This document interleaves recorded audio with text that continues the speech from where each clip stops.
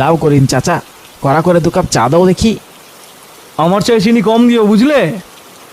1 চামচের চাইতে 1 ফোঁটাও কিন্তু বেশি না, ঠিক আছে? আইসা সৌমিত্র দা, ডাইট করছিস নাকি রে বেটা? 2 দিনের মাঝেই ভাবিকে ইমপ্রেস করার চেষ্টা। কি বলিস এসব? বিয়েও করলাম না আর তোর নাকি ভাবি হয়ে গেল। হ্যাঁ, তা তো করবি আজ না হয় কাল। যেভাবে সারাদিন ফোনের মধ্যে গুজে থাকিস, দেখে তো মনে হচ্ছে কালই বিয়ে করে ফেলিস। হয়েছে হয়েছে, আমার বেলায় বলে এমন মজা নিচ্ছিস? হ্যাঁ, যখন নিজে প্রেমে পড়বি না তখন বুঝবি, ঠিক আছে?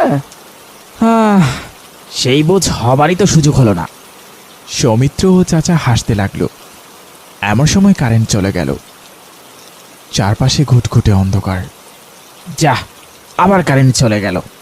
এই মিলে কতবার গেল বল দেখি। এমন সময় দূরে একটি আলো দেখা গেল। একটা টর্চ হাতে কেউ এগিয়ে আসছে। সে কাছে আসতেই বোঝা গেল সাদা লম্বা পাঞ্জাবি পরা একজন বৃদ্ধ।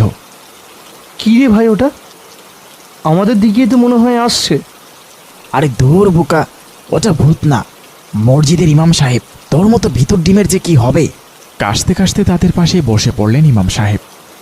দোকানে মোমবাতি জ্বালিয়ে দিয়েছে। হালকা আলোয় পরিবেশটা বেশ মায়াবী লাগছে। আসসালামু আলাইকুম হুজুর, কেমন আছেন? এই বয়সে কি আর ভালো থাকা যায় বাবা? তবুও আছি আলহামদুলিল্লাহ। চায়ের দোকানে এই প্রথম আপনাকে দেখলাম আমি। অনেক নাম শুনেছি আপনার, দেখাটা তাহলে আজ হলো। আমি সৌমিত্র। ও আচ্ছা আচ্ছা, আসলে চায়ের দোকানে বসার মতো মন আর জোর কিছুই আমার নেই। এই অন্ধকারে কোনো কিছুতে হুচুট খেয়ে পড়ে গিয়ে আবার এই অকালে না পাটা ভেঙে যায়। তাই ভাবলাম এই চায়ের দোকানে বসেই একটু সময়টা পার করে নেই। আপনার গল্প বলার ভীষণ সুনাম আছে শুনেছি, আমাদেরও শুনুন না কিছু। গল্প একটা আছে, তবে সেটা গল্প নয়, সত্যি। তোমাদের বিশ্বাস হবে কিনা জানি না, তারপরও বলছি।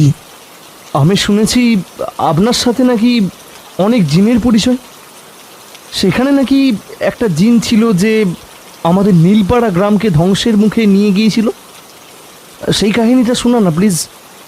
ওই ওই লাশ চুরির কাহিনীটা। জি জি জি। আজ থেকে প্রায় 40 বছর আগের ঘটনা।